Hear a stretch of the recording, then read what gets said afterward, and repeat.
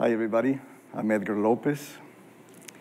Through a lifetime of experience and observations, I realized that cities are all about experience. Many times I've been asked, why do you become an architect?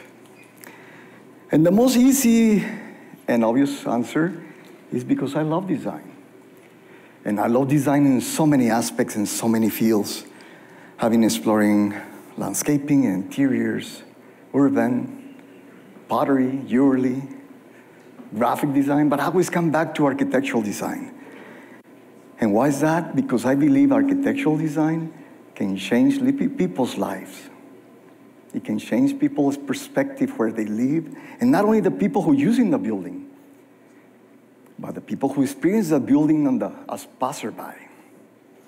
Yeah, also it's so cool to be an architect because you walk into your city and you see a building and you know that you are part of the reason why that building is there. Designs can change lives.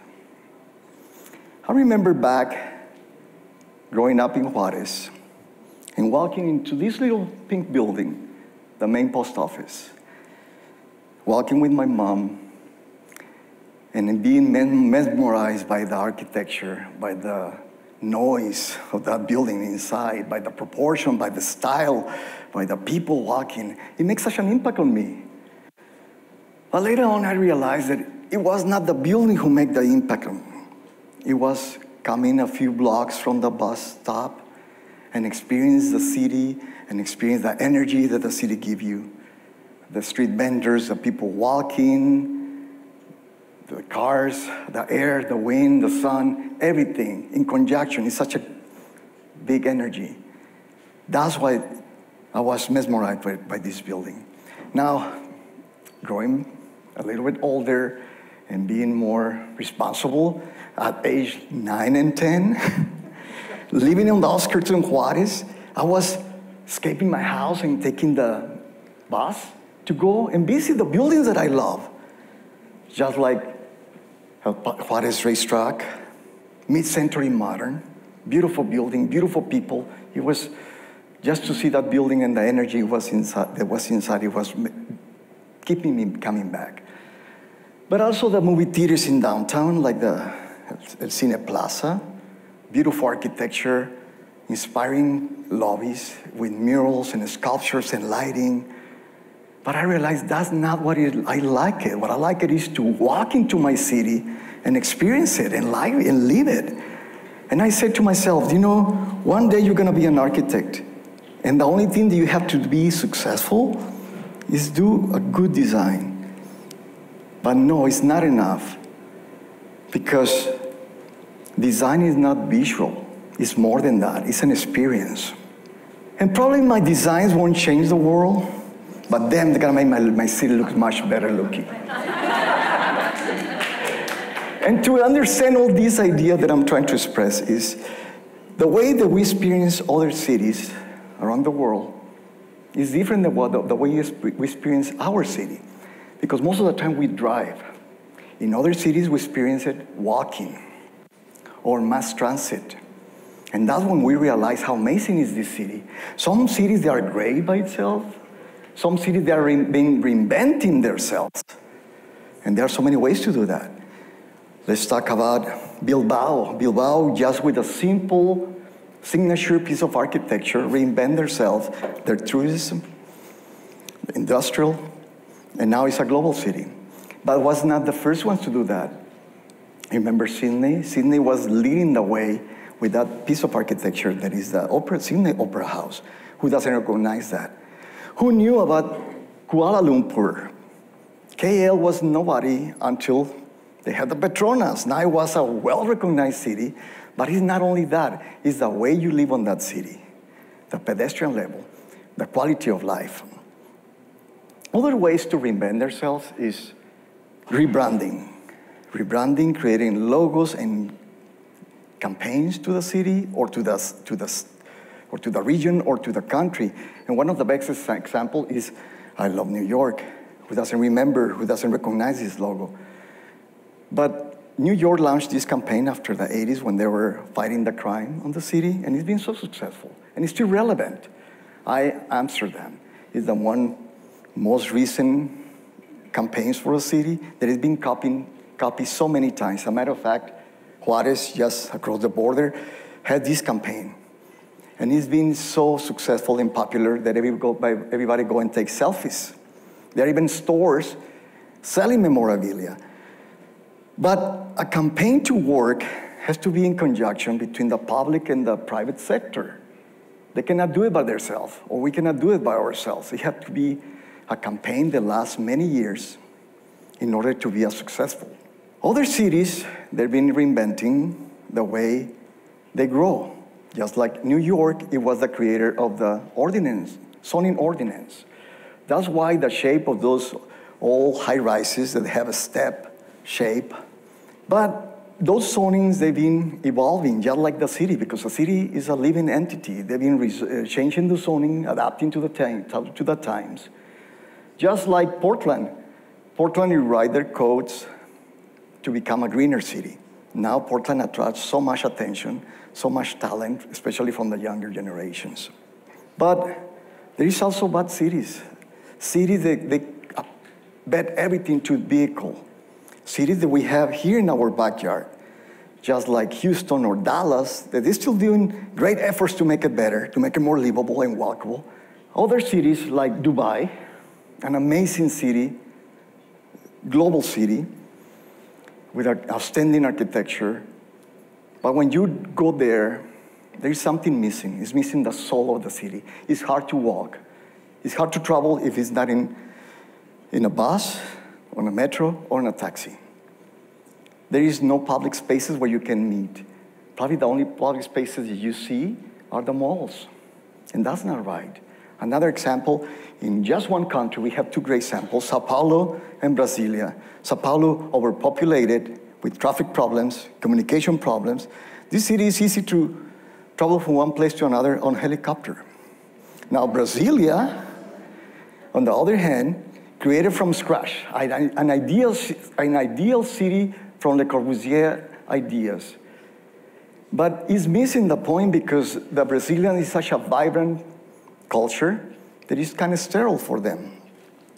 Remember, design is an opportunity for impact. Probably Le Corbusier and many others, like Costa, miss the point here. But I have a solution for them. I know a great urban planner. Coming back to our region, our amazing region, we need to capture the new generation, the millennials. Millennials, they're gonna move to a city if they have a better quality of life, if they can work, live, and play close by, where they don't have to own a car, where they have to own a house. We have the best region. I remember this phrase from Maria Félix, this Mexican actress, who said once, "La belleza y la clase empieza desde las plantas de tus pies. Es como te paras, como caminas, es tu actitud." The beauty and the class start with the foot, with the sole of your feet. It's the way you stand, the way you walk, the way you carry yourself. It's a matter of attitude. And we have all that. It's in our foundation, it's in our people, in our class, in our values. We have all. We are a region who's been living in harmony for so many years. We have history. We have the best climate, the best sunsets, the best food. And let's not talk about the amazing catalog of buildings that we have in downtown. Probably it's the best thing that ever happened to El Paso.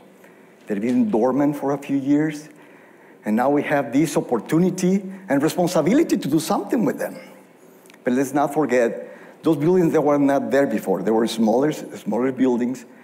Probably they're gonna be bigger buildings on top of them. Let's not be afraid of our future.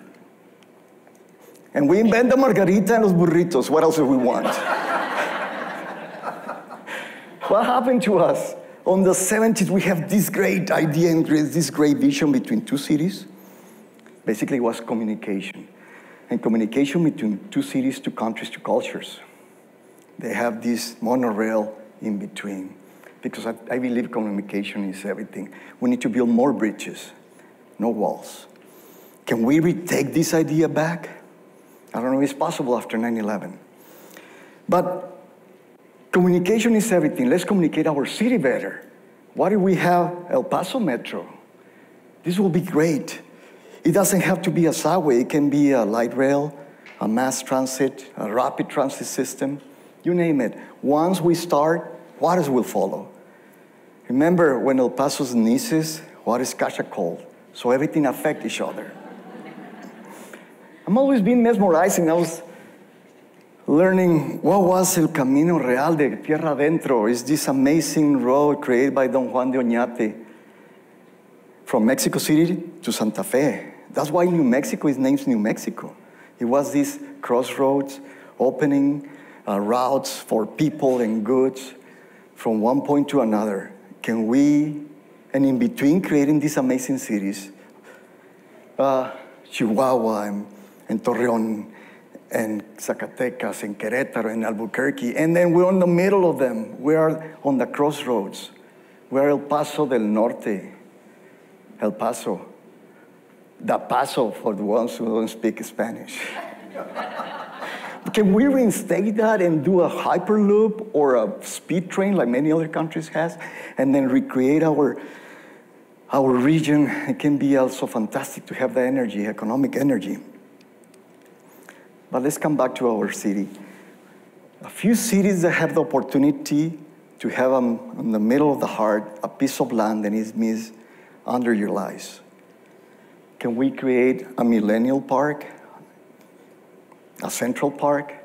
Can we revitalize the city with this piece of land? It's just a matter of money and put the train underneath. It's an eyesore. Which other city has a mountain on the middle? There is a state national park. Hong Kong, on the Victoria Peak, it has this observatory, and it's one of the most visited spots for tourists, and where you can see the city. And the city is amazing. Probably it's half of the size of ours, but they don't have what we have. We don't have those huge sunsets, the amazing city that we have, a city that you cannot define where El Paso ends and when Juarez starts. There are opportunities. We architects, sometimes we feel like we're being dictated how to design because there are so many rules and ordinances and acts. And some of those are obsolete, and we don't know why it's still there. But if we as a city, as a community, we can take just a few of those and tailor them to make our new neighbors more dense and the streets narrower.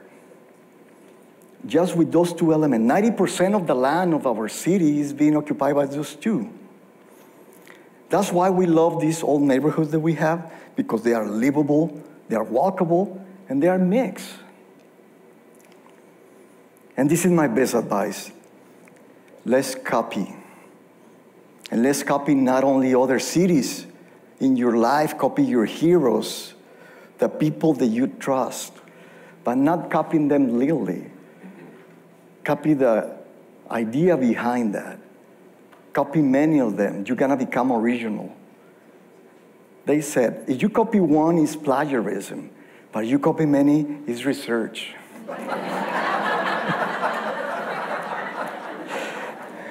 Coming back to the first building that I was talking, this little building inspired me to be what I am, to be an architect, to create, because I prefer to be a creator than a consumer. I have the opportunity to live and work on many cities in both countries, and also travel around the world. And I always said, whatever I learn, whatever I experience, come back to your hometown and make a difference. Because even if that difference is this big, it's gonna be a difference for somebody. That's why El Paso is all good. But you know what? El Chuco, it can be better. Thank you.